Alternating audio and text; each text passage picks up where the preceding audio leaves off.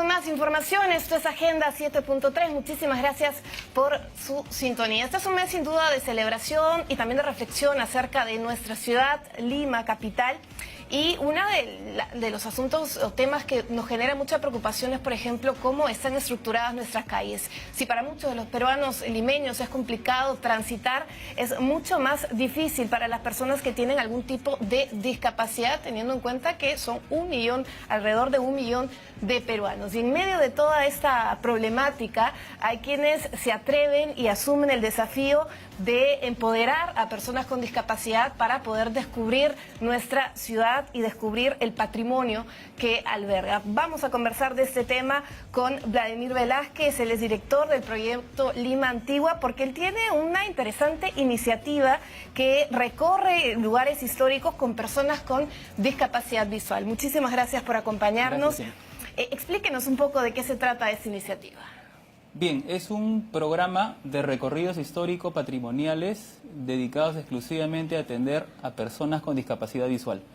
Salimos a la calle, intervenimos la ciudad a partir de caminarla, disfrutarla y a veces reconocer las distintas falencias de las cuales carece, ¿no? Desde los semáforos de repente sonoros, los pisos podotáctiles, y aún así nosotros descubrimos patrimonio, es decir, visitamos diferentes espacios de la ciudad y encontramos escultura pública del siglo XIX, encontramos monumentos con placas de bronce, relieves de casas, casonas, y a partir de ello este programa que se llama En Contacto con el Patrimonio, lo que busca es reforzar los derechos culturales que tenemos todos los ciudadanos y, claro, los ciudadanos también con discapacidad visual.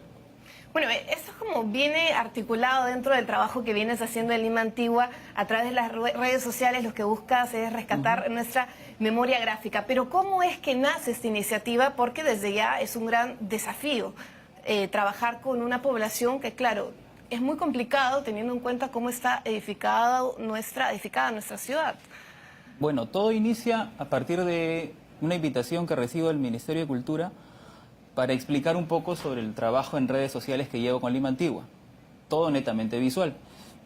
Y uno de los invitados a la charla fue el presidente de la Unión Nacional de Ciegos del Perú. Y él realizó una pregunta. Claro, en ese momento todos atendieron a la pregunta, pero pocos quizás se dieron cuenta de que era una persona invidente. Entonces yo lo veo y en la mente empiezo a cocinar la idea. Y digo, si yo realizo visitas guiadas con personas que ven, ¿por qué no hacer con personas que no ven? Y luego me preguntaba también, ¿y cómo llegó esta persona que es invidente? ¿Cómo llegó hasta acá? ¿Cómo hizo para movilizarse en el automóvil? ¿Cómo hizo para empezar a caminar por esas veredas tan estrechas por las cuales nosotros pasamos? Todo eso en la mente hasta que cuando llego al momento del break, lo conozco, le intercambio unas palabras con él y pacto una reunión para poder realizar un proyecto que en ese momento se me había ocurrido en el imaginario. Ya cuando llego a la casa, me echo a la cama y digo, uy, ¿y ahora? ¿Cómo hago todo esto? Y poco a poco lo que tuve que hacer es entrar en la realidad de las personas con discapacidad visual. Convivir con ellos, almorzar con ellos, acompañarlos de repente a tomar el carro, a su casa, saber cuáles eran sus necesidades, sus carencias, sus potencialidades. Y a partir de eso, trabajar lo que era el lado humano. Porque hay mucho en esto que puede ser, si bien documental, histórico, patrimonial, hay mucha labor de lo que es trabajar con el prójimo, acercarlos a la cultura. Yo, por ejemplo, cuando suelo visitar museos importantes en la ciudad, no veo ninguna persona invidente. Y es porque todo está dispuesto de manera audiovisual. Todo está dispuesto para que las personas lo puedan atender con un solo sentido, que es la vista. Y es como de repente nosotros estamos regidos. Ahora, el tema de tú mismo diseñas esos circuitos. Así es. ¿Qué criterios tomas en cuenta para hacer estos recorridos, ¿no? ¿Y qué tipo de patrimonio son los que sueles visitar? Porque me imagino que tendrás que, no sé cómo le manejas, descartar algunos, ver cuáles son más viables. En un principio trato de utilizar todo el patrimonio que hay alrededor nuestro, todo lo que es público. Es decir, tenemos patrimonio en cantidad. Nosotros visitamos, o hemos visitado desde la Plaza 2 de Mayo, la Plaza Bolognesi, la Plaza Italia en Barrios Altos, hemos llegado hasta el mismísimo interior del Palacio de Gobierno, y previamente lo que yo hago es un recorrido inicial. Primero yo, para detectar cuáles son las zonas importantes, las zonas que se pueden recorrer, como las zonas donde no podemos llegar todavía. Hasta yo en algunos momentos trato de cerrar los ojos e introducirme en ese mundo, en el mundo a ciegas. Y de esa manera trato de sensibilizarme. Entonces, si yo lo puedo hacer, entonces cuento con las garantías de poder llevar a las personas, cada una con un guía de apoyo que nos ayuda a conducir a las personas invidentes alrededor de la ciudad. Y hasta ahora no ha habido ningún problema, salvo una pequeña anécdota que sucedió en uno de los recorridos que hicimos. Ahora, estos grupos, ¿cuántas personas lo conforman? Me imagino que hay un número determinado, porque claro, es una gran responsabilidad también movilizarse por la ciudad, teniendo en cuenta lo complicado que es. Cosa que no debería ser así. La ciudad se supone que está diseñada para todos, para las personas con discapacidad visual, para las personas con silla de ruedas. Es decir, esto también es un llamado de atención a las autoridades y a los mismos ciudadanos para que seamos más sensibles frente al prójimo. El prójimo en realidad no es la persona que te cae bien, el prójimo es el que está próximo a ti, que puede ser desde una persona con discapacidad visual hasta una persona con silla de ruedas. Y los derechos culturales son para todos. Y entonces, al trabajar bajo esa premisa, lo que yo hago es recorrer la ciudad y recorrer los espacios que yo mismo puedo disfrutar, pero invitar a los demás a que puedan ser parte de esta aventura, digámoslo así, de descubrir patrimonio que probablemente ellos en su recorrido de la casa a su oficio han quizá pasado delante de esas esculturas, pero casi nadie les había dicho de que ahí existían 4 esculturas del siglo XIX y que estaban expuestas como para que uno pueda tocarlas. Bueno, me imagino que también se generan estos espacios de diálogo, no solamente desde el momento de palpar, sino conocer qué representa cada escultura, por ejemplo.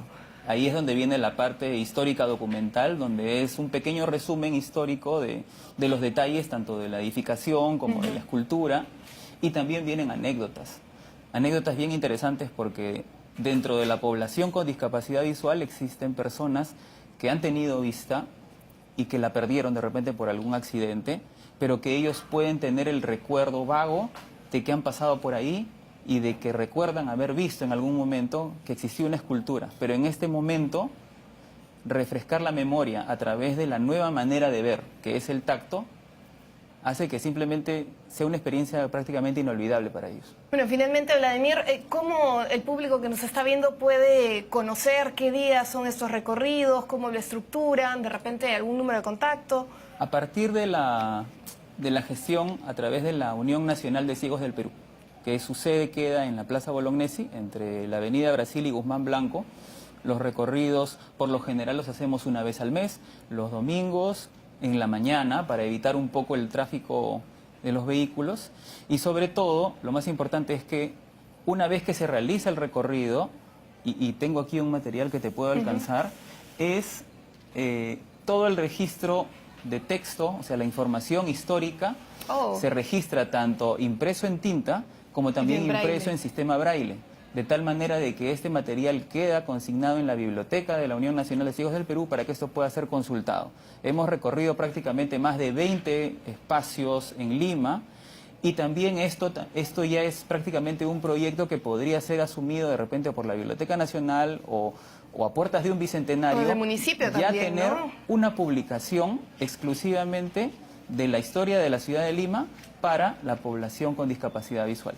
Muchísimas gracias A ustedes, por todos muchas estos detalles y importantísimo el trabajo que vienes realizando, Vladimir Velázquez, director del proyecto Lima Antigua, que también tendremos quizás en otra oportunidad para hablar de ese proyecto y dándonos estos detalles, ¿no? En contacto con el patrimonio. Con eso nos despedimos. Muchísimas gracias por su sintonía. Nos reencontramos en otra edición.